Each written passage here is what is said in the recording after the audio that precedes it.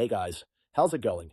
If you're a homeowner right now, you've probably noticed something that feels a little different than it did a few years ago. Homes just aren't selling as fast as they used to.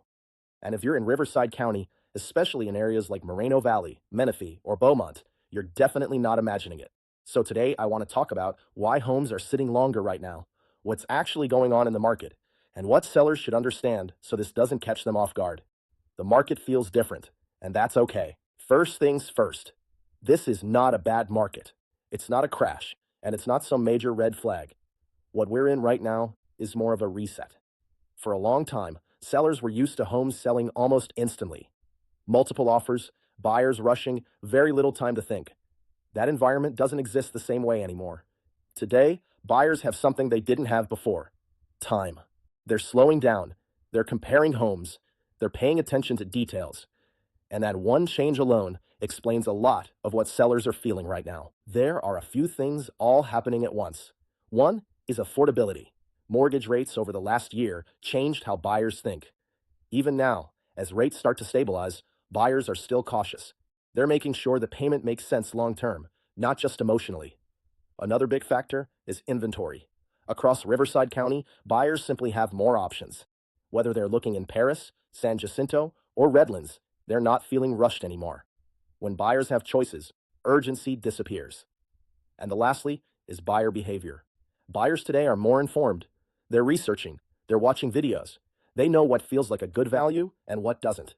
All of that slows the pace down. So why are some homes sitting and others don't? Here's the important thing to understand. Not every home is sitting. Some are still selling fairly quickly, and the ones that do usually get a few things right. The biggest difference I see is pricing. A lot of sellers are still mentally anchored to what homes were worth at the peak of the market, and that's understandable. It wasn't that long ago. But buyers today are shopping based on today's numbers. If a home feels overpriced, they don't negotiate first. They scroll past it. And condition matters more now too. In a slower market, buyers notice everything.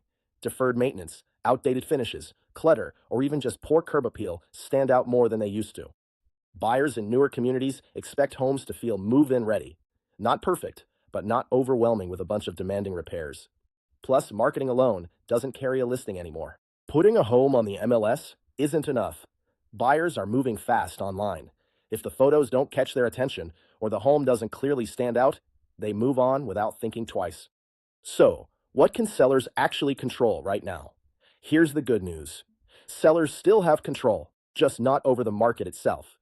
What you can control is how your home is priced, how it shows, and how it's positioned online. Homes that are priced correctly from day one tend to get more activity. In many cases, they even end up selling for better terms than homes that start high and slowly chase the market down. Preparation matters too.